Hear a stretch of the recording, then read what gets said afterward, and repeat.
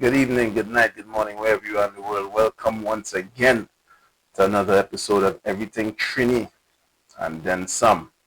Now, I'm kind of excited with tonight's show because Thursday, June 5th, game one of the NBA Finals is in the books. And I gotta tell all you, Tyrese Haliburton, only 14 points. But I dare somebody to say he's not clutch in these playoffs. Last night or a few minutes ago, they won. They beat the OKC Thunder game one on their home floor, 111 to 110. Indiana Pacers took the lead with 3/10 of a second remaining in the game. Yeah, that's right. 3/10 of a second, which meant they played from behind all game. Tyrese Haliburton came down as Jay took a shot, missed, got the rebound, came down. Carlisle took no timeouts, even though they had one remaining, and trusted his young superstar. Yes, I said superstar, because he's been getting a lot of hate. And even from me, to be honest, I don't really put him as a superstar. As I said, he only had 14 points. But it's game one of the NBA Finals. First time for either team. So being the best player on a team and having only 14 points, you could get a bly, as we say here in Trinidad. Meaning you could get we could give you that. But the fact that he did what he needed to do when it counted the most is why he will get the moniker superstar. Playoffs are what makes superstars in any international sports league. Whether it's baseball, tennis, football, /soccer, and of course basketball. It's just the facts. It's just the reality. Because the playoffs is where next level men are made. It's where you make your name. It's cool to be great during the season. It's entertaining. You can show that you can put up a certain amount of points. Just like SJ, he not only shows he's a superstar, but he took his team to the finals, which is the ultimate test of a player's caliber and what they're able to do. When we, the fans or the media, decide to call them superstars. But Tyrese, if you go all the way back to the Milwaukee Bucks series, Cleveland Cavaliers, the Knicks, and now OKC, he has hit an important shot in all of the series, or did something miraculous, aka his triple-double, something unexpected that contributed to the game. It wasn't just stat packing, or stat padding rather.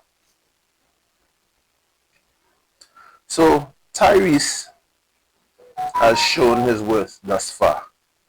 He is a superstar. The aesthetics of his jump shot is the one thing that people talk about, but guess what? That's something that goes in. It goes in, which is most important. Reggie Miller didn't have a beautiful jump shot. And when I say beautiful in terms of form, people who have great form, Jordan, Klay Thompson, not even Steph, because Steph has a kind of quick release.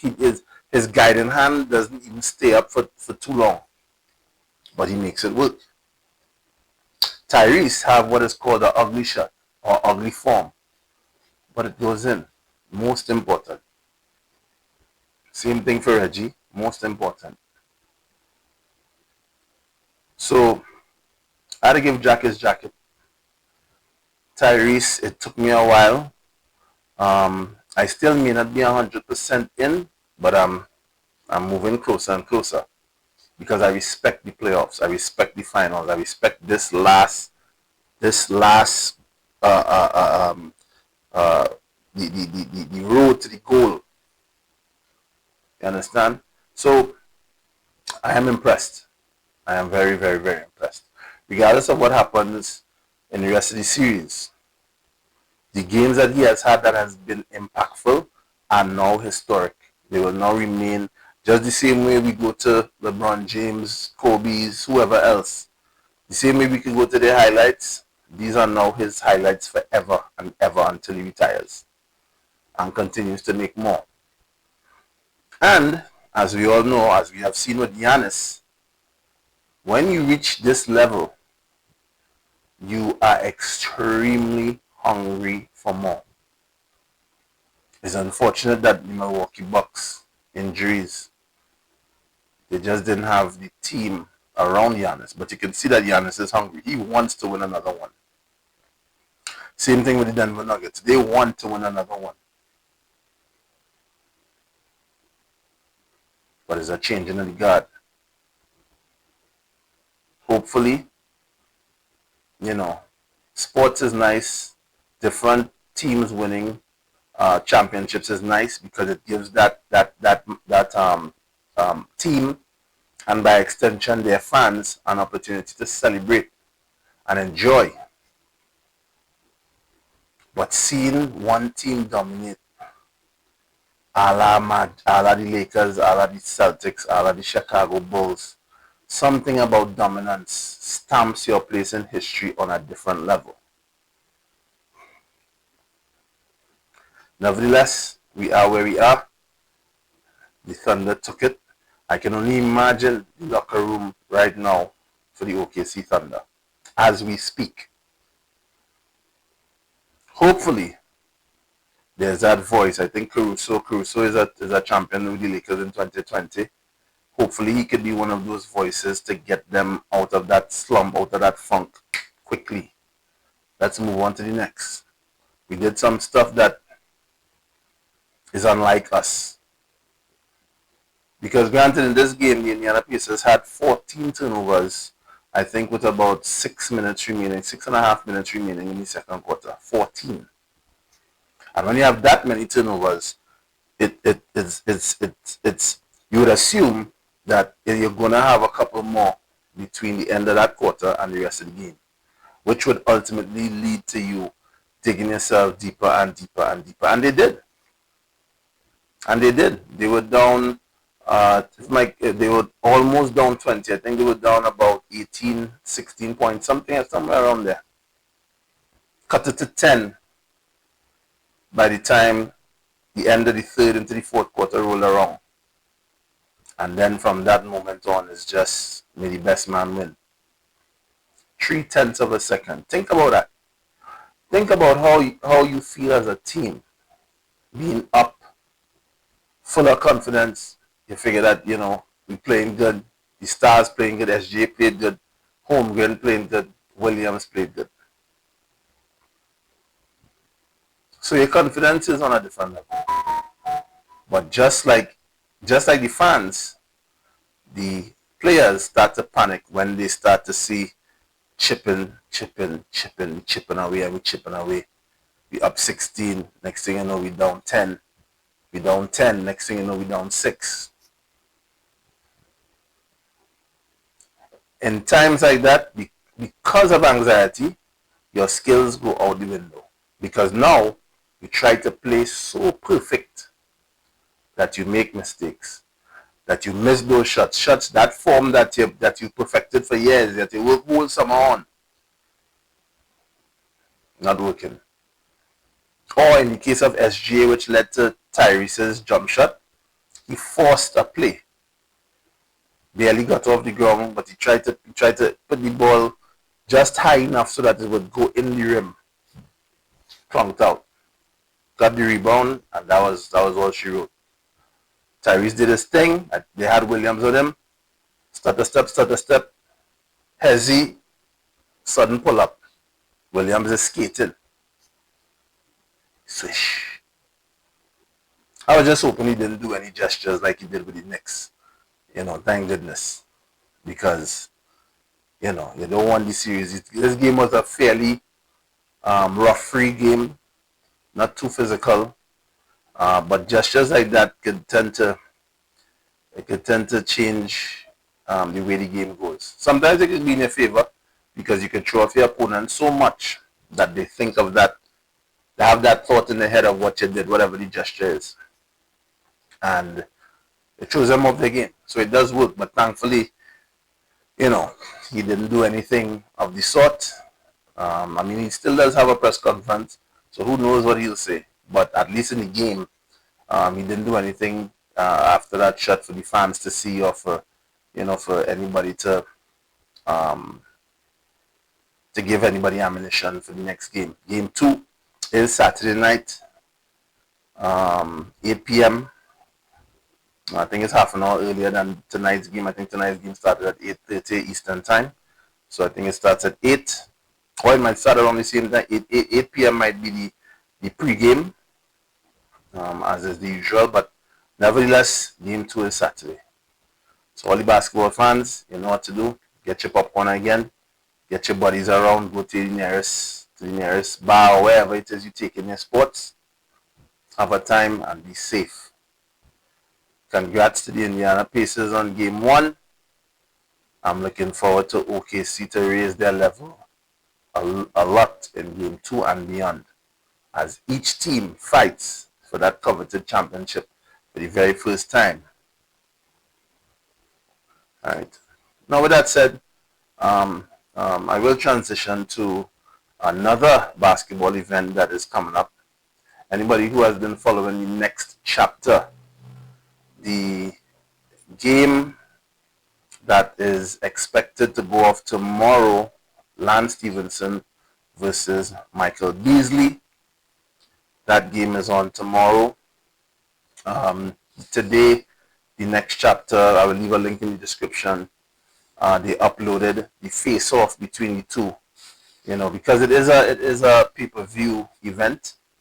They have been uploading the regular games, the games throughout the culmination of the event, which is tomorrow's one-on-one between the two. But if you've been paying attention, basketball fans, again, they have been having, Lance has a team, Michael has a team. And on the teams, what they have done is played against each other at various times of the season. With different things on the line, money, of course, being the number one. And bragging rights, of course, because they went through it like almost like the NBA. There was a draft, there was a pool of players. They drafted who they found or who they thought would have been best for them. And then throughout the season, they had different games, 3-on-3s, 1v1s, 2-on-2s. It was remarkable. I took in a lot of games. These games are on YouTube, so if you missed it, you can take a look and get a see for yourself how intense those games were. Because those one-on-ones aren't easy. They weren't easy at all. Even myself, who an avid basketball fan, found some of those games to be, really physical. And of course, they play with NBA rules, but not quite, if you understand what I'm saying. So a lot of stuff got, I don't want to say ignored, but they didn't call a lot of stuff, and they let them play. And fatigue comes into effect. Of course, they had breaks and all that stuff, but let me tell you something. When you're playing for something, your skills is put to the ultimate test, and these guys were put to the test. Nevertheless, don't want to sidetrack from the point I'm coming to make with the face-off, because it was particularly interesting. Michael Beasley, in particular, made it extremely interesting. Now, we all know in this internet space, especially as it relates to tickets, trying to sell something, you need to market your product and market it as well as you can. Speaking of which, Everything Trini and then some, brought to you by Soul Food 2016. Check us out on Instagram, Facebook.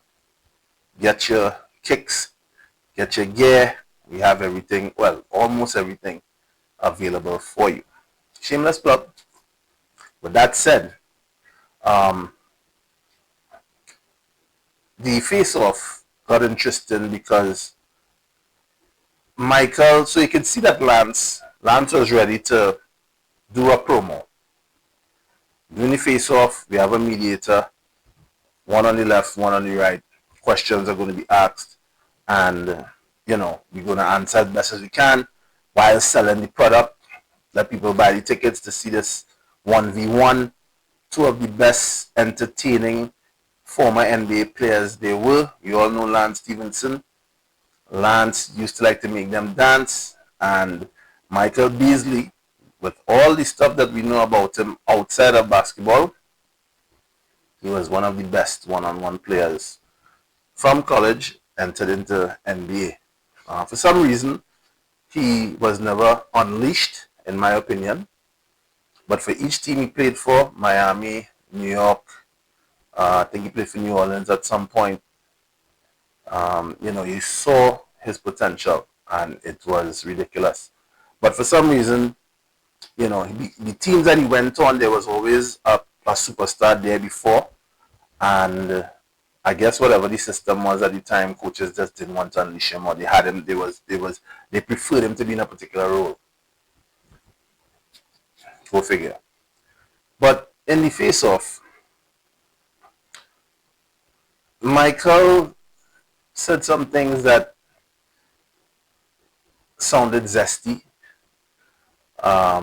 He told Lance at one time he's gonna spank his ass. Pause.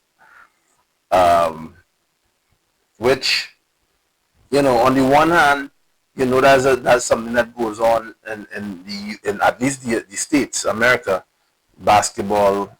They have that thing where they pat you on the butt after a good play or whatever it is.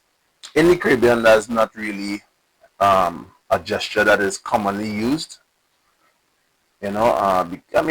For various reasons that I would not get into on this podcast. But it sounded in the face of a little bit awkward. And even Lance, now anybody who knows Lance Stevenson, Lance does a lot of that. He loves to do it. He loves to do it. Even but every time they matched up during the season, he was giving Michael talk. A lot of talk. Especially if his guys were doing great and winning their matchups. Talk.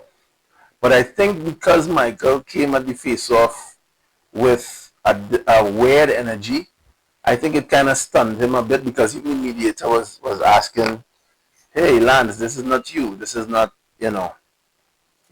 what you're known for. How come we're not hearing, how come we're not hearing from you? And he's like, his response at that moment was like, well, it's too soon. It's too late now. Time for talk is ended. We be playing tomorrow. Let's go do it.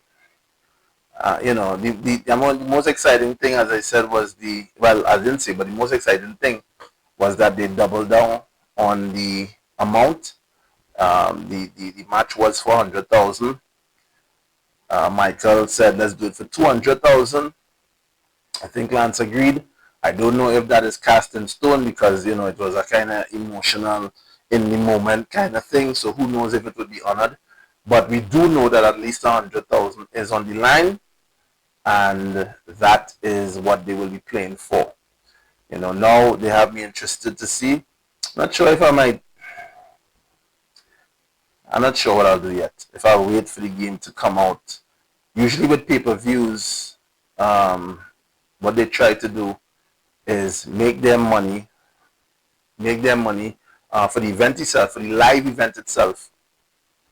And then when they are satisfied that it's been sold out, they would probably upload it. Now, because it's a pay-per-view, they will upload it, but they'll probably upload it a little while later. So it might be a week later, 2 weeks later, who knows? It depends on the anticipation that they try to build post the event, or if they're satisfied with the money that they make, then it may be uploaded much sooner. Nevertheless, I'm going to watch it. Whether I watch it live, I haven't decided yet, but I'm definitely going to take it in. that will definitely be interesting. You all taking the face off, especially basketball fans, especially anybody who's a fan of either one, taking the face off.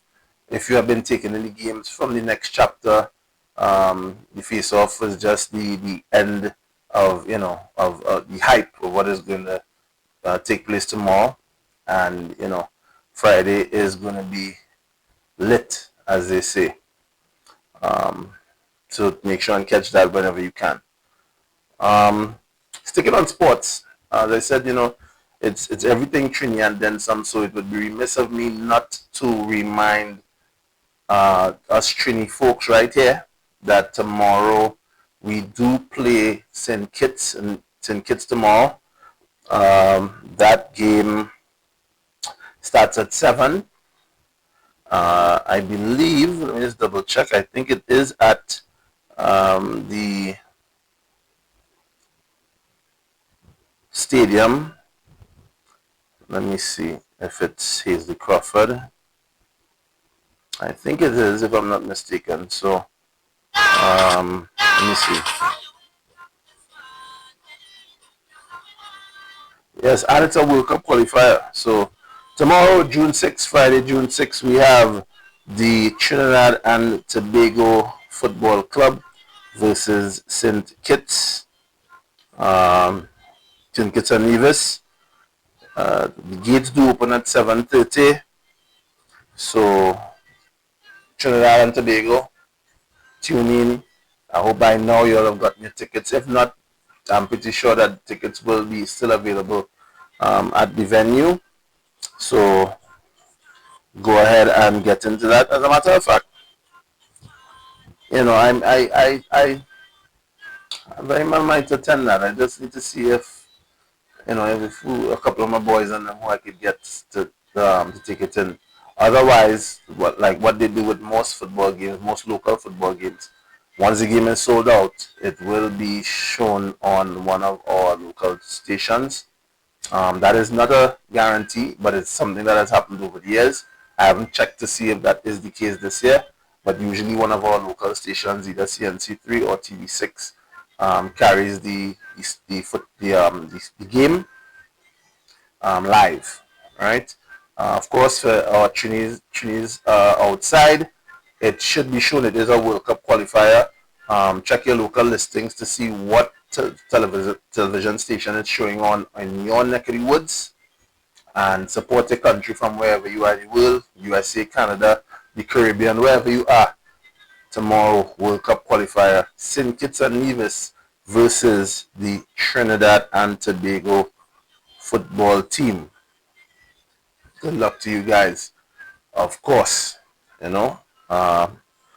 So, let me correct.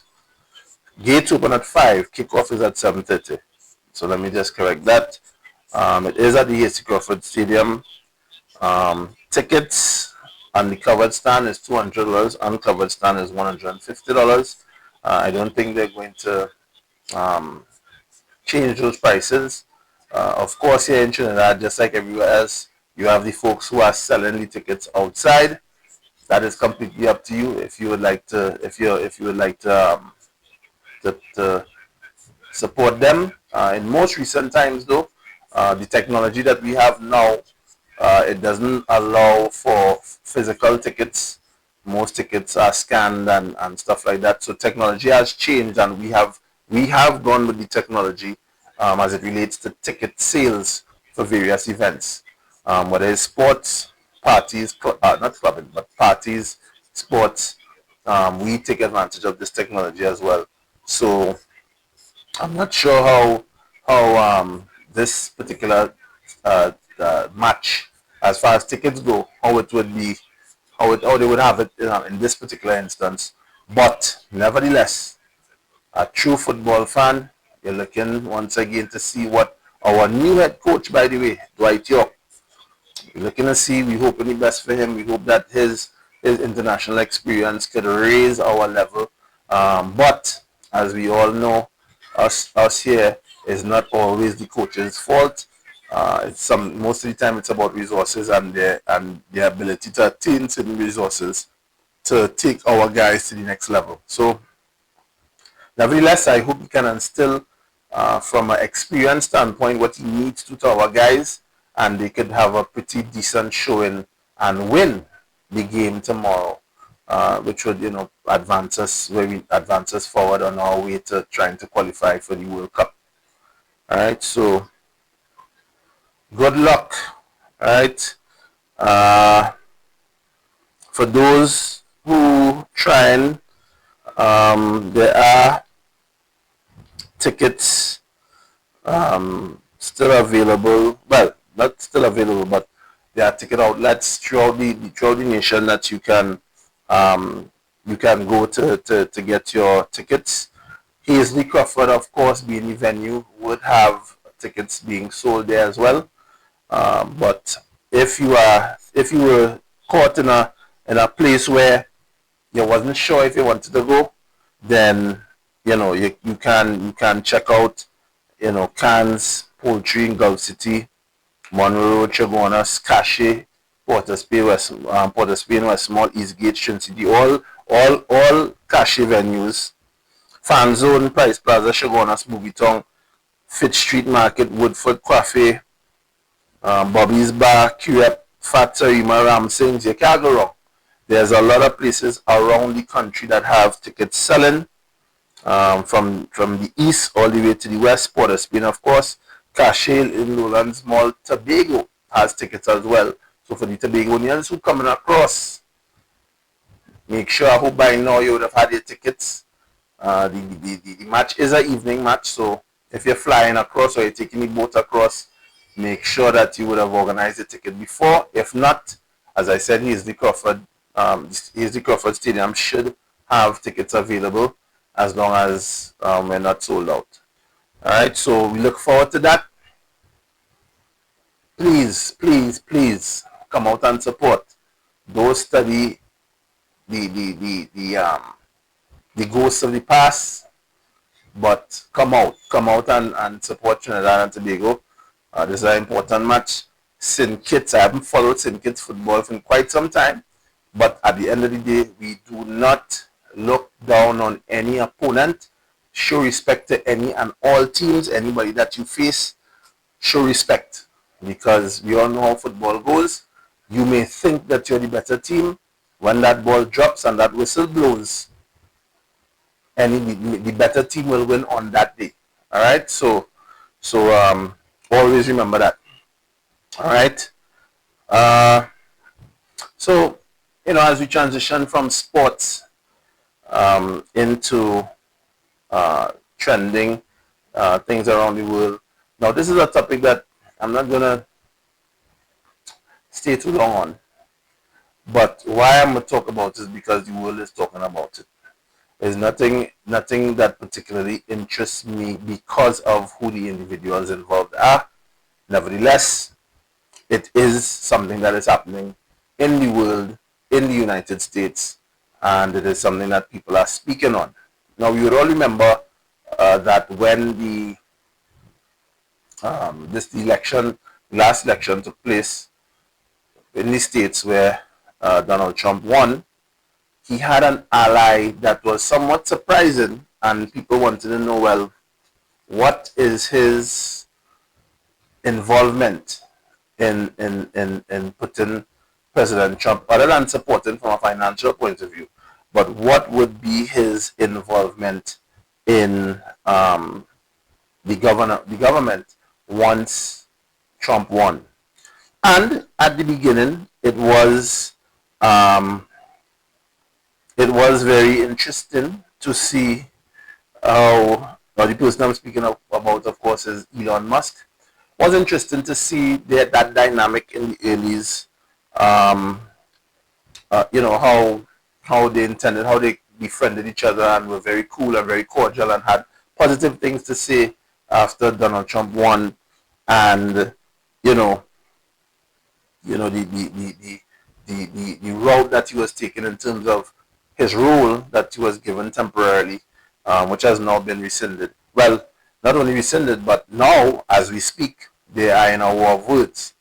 Elon Musk states that well, according to his Twitter, without him, Trump would have lost the elections. The Democrats would have controlled the House, and the Republicans would have been about 51 to 49 in the Senate. He says such ingratitude. Now, regardless of if that is accurate or not, this is one of those things where, for the moment, for the goal, one person needed one, and the other person was more than willing to accept any assistance to make sure that he attained his goal. Now, when he attained his goal, which ultimately was to become the president of the United States, as we all know, with any election around the world, and especially in a democratic society, those that assist you in attaining governorship, there are promises that would be made behind the scenes that we wouldn't be privy to, right? And for the most part, if the president or the prime minister or whoever it is, once the promises are within his ability legally, he would honor it. He should honor it. Sometimes those things might be having a role in the government itself, like he had at one point. But sometimes I think in this case, I think there was a disagreement in terms of governance or what his roles were, or something to that effect. And now, now they're at a place where they're throwing words for each other, and on Twitter there's a disagreement between the two. Now, as I said, personally, I'm not going to dwell on this because it's not something that I think I don't have the information. Not because I don't want to, but it's not something that I research. But because of where it has reached in terms of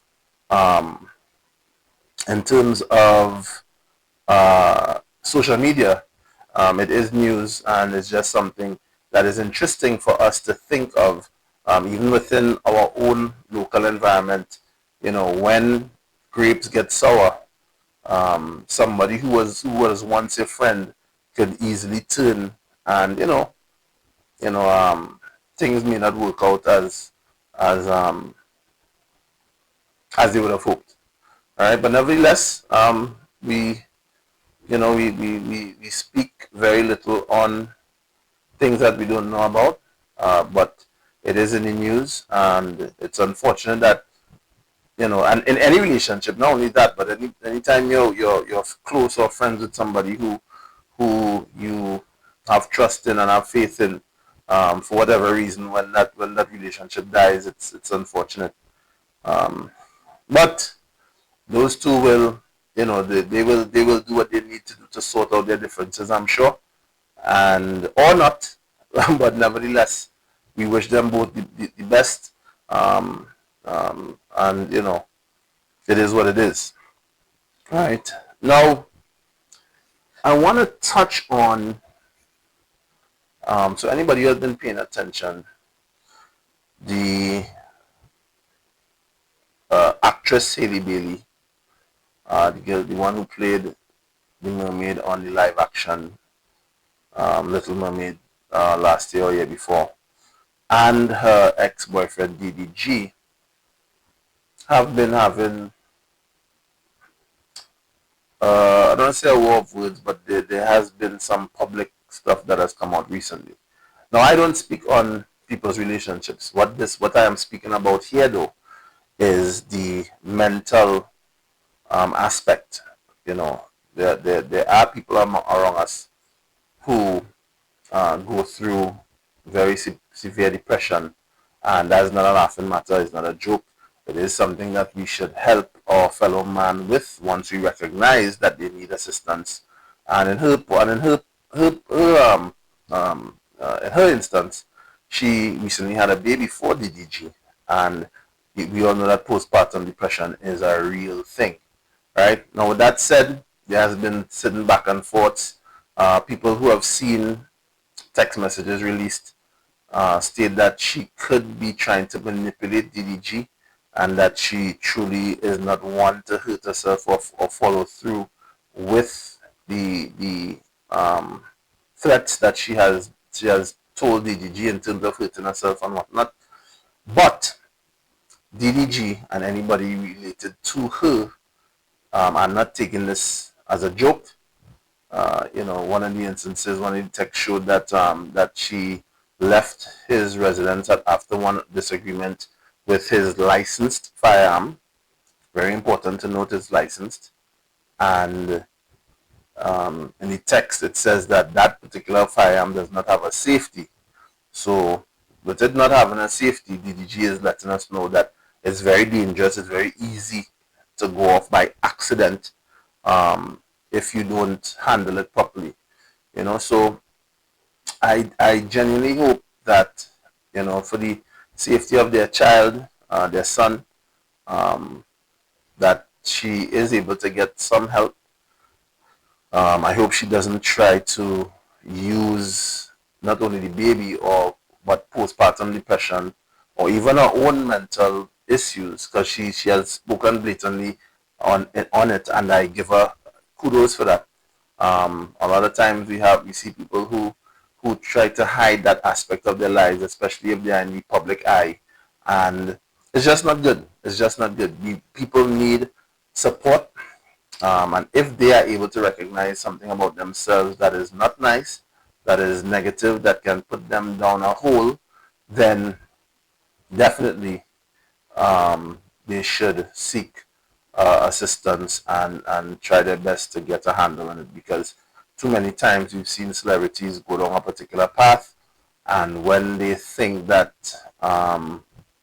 there's no one there who can assist them, support them, then a shoulder to cry on, or hold their hand and give them some support, then sometimes the decisions they make are ultimately the worst decisions and leave us here, us meaning friends and family, behind to mourn sometimes their loss in the worst scenarios. So I definitely hope that she is able to get some assistance, some help. I would like you guys to speak on not necessarily their personal circumstance, but what do you all think about mental health and its importance, and if you all know anyone who is going through particular things, don't be afraid to be that shoulder for them. Don't be afraid to lend that support. You might be the one to save their lives. You wouldn't believe. Don't ever think that what you could do or what you could contribute is not enough. Believe me. All right. So shout out to them. I hope that she gets the help that she needs, and I hope that DDG, because he's now a dad, of course he's going to be extremely concerned. He is someone that I recently started watching as well in that streaming space. He seems like a cool guy. He does music as well, so no one wants to be boggled down with negativity when they're trying to make themselves someone in the world. And he's definitely trying on a positive path upward, and I know he's a guy who's gonna love his son like we all love our kids, but he just wants the best for him and ultimately for her as the mother of his child. All right, so guys, this has been another great, glorious episode of Everything Trini and then some. Please don't forget to like, comment, and subscribe. Your subscriptions and likes go a long way as far as getting other people to see the video, for it to be, seen across the world, as I'm trying to let everybody get a taste of our culture and, of course, my opinions on the topics at hand.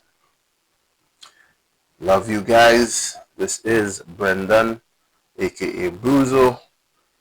Please take care. Love one another. Respect. I'm out.